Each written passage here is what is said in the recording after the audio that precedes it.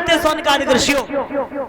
जवाब दिया और कहा कि हम पांडवों के शीश देखना चाहते। उसी समय का किसी ने 18 दिन के युद्ध में पांडव नहीं मार पाए, तो भला मेरी क्या औकात है जो हम मार सके, बताओ। लेकिन फिर भी ध्यान देना दादा, अश्वत्थामा ने क्या किया, दुधारा हाथ में लिया, चल देता है। क्रोच नाम का पक्षी बदले की भावना सिखा रहा है, और जब बदले की भावना सिखा रहा है, विचार किया जब ये पशु पक्षी बदला ले सकते तो हम क्यों नहीं। उसी समय पहुंचा। अच्छा, जब पांडव सोते थे तो उनकी पहरेदारी स्वयं भगवान करते थे।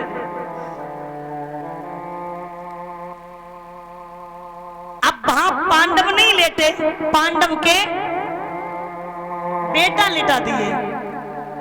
अब भोले बाबा पहरेदारी कर रहे हो। भोले बाबा तुम्हारा जैसे देवता है, एकदम तो खुश और एकदम का और उठ जाओ। विनती की, प्रसन्न हुए, जवाब दिया बताओ क्या चाहते हो। बोले हम ये चाहते हैं कि थोड़ी देर के लिए इस गेट को छोड़ के आप अलग हट जाओ। ध्यान देना। अब महाराज क्या हुआ, अलग हो गए। अश्वत्थामा अंदर पहुंचा, पांडव नहीं थे, पांडव के बेटा लेटे। लेकिन एक बात खास ये थी कि जिसका जैसा पिता था, बेटे का चेहरा वैसा ही था।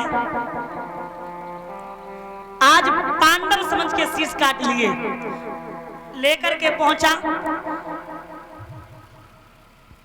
आज दुर्योधन के पास, तो दुर्योधन के पास जैसे ही पहुंचा तो दुर्योधन ने जवाब दिया, कहा इसमें से हमें पूरे शीश मत दो, एक दो। अच्छा, दुर्योधन की सबसे बड़ी दुश्मनी किससे थी, कोई बताएगा यहाँ पूरे पंडाल में? किससे? भीम से। जोरदार तालियां बजा दो, क्या बात है, बहुत सुंदर। सबसे बड़ी दुश्मनी थी भीम से। कहा एक काम करो, इसमें से हमें भीम का शीश दो। अब भीम का शीश हो तभी तो दे दिया जाए। भीम के बेटा श्रुतसेन का शीश दे दिया महाराज। और जब शीश दे दिया, मारने के लिए हथेली की ताकत लगाई तो शीश चूरन बन गया। कौन शीश? वो शीश अगर लोहा मार देते तो याद रखना शीश पिचकता नहीं, और वो शीश चूरन बन गया हाथों से। तो दुर्योधन ने एक बात कही कि दुश्मनी भाइयों भाइयों की थी, मर्दों मर्दों की थी, वंश से क्या था, तूने तो मेरे वंश का ही नाश कर दिया। इसी गम में दुर्योधन ने अपने प्राणों को छोड़ दिया। महाराज, दुर्योधन को ये श्राप लगा था क्या, कि जिस दिन खुशी और गम दोनों एकत्रित हो जाएंगी उसी दिन तेरी मौत हो जाएगी। तो खुशी गम दोनों एकत्रित हुई। खुशी किस बात की हुई? पांडव मारे गए। और गम किस बात की हुई? पांडव नहीं, पांडव के बेटा मारे गए। इसी गम में अपने प्राणों को छोड़ दिया। इधर मैया द्रौपदी अपने बेटों पे रो रही है, धड़ है सर नहीं है, तो मैया रो रही। अर्जुन ने जवाब दिया, कहा भद्रे रोने की जरूरत नहीं है, मैं जाऊंगा और मैं उस नीच को तुम्हारे सामने लेकर के आऊंगा। भगवान कन्हैया अर्जुन दोनों पहुंचे।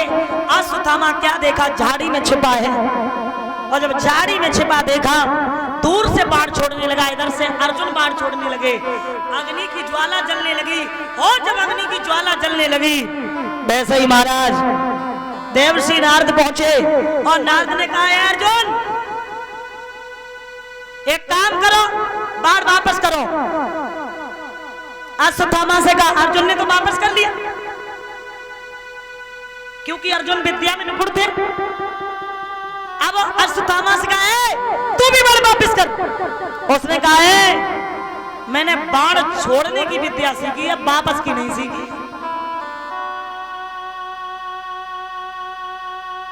आज भगवान कन्हैया ने इशारा किया, ब्रह्म फांस में उसे फंसा लिया अश्वत्थामा को, और आज लेकर के आए द्रौपदी के सामने खड़ा कर दिया।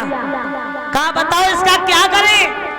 तो महाराज एक बात और याद रखना कि द्रौपदी जैसी स्त्री ना हुई और ना होगी। द्रौपदी ने जवाब दिया, कहा माफ करो, पहले तो यह जाति का ब्राह्मण है और दूसरा ये गुरु का बेटा है। तीसरी बात ये है कि इसके मारने से अगर मेरे बेटा वापस आ जाए तब तो मारो, वरना मत मारो।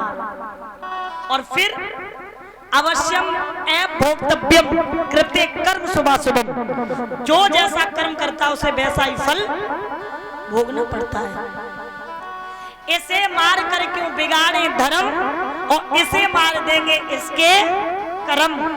आप इसे मत मारो, छोड़ दो।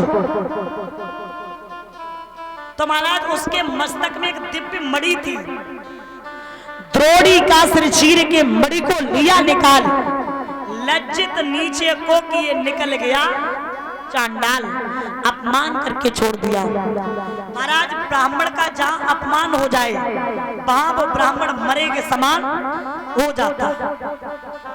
लेकिन हरदी जरदी ना तजे और खटरस तजे न आम, चून सफेदी ना तजे ना आदत तजे गुलाम। महाराज गौर करना, अभिमन्यु युद्ध में मारे गए। अभिमन्यु की पत्नी उत्तरा गर्भवती है। इसने ऐसा ब्रह्मशास्त्र चलाया जो उस गर्भ को जलाने लगा।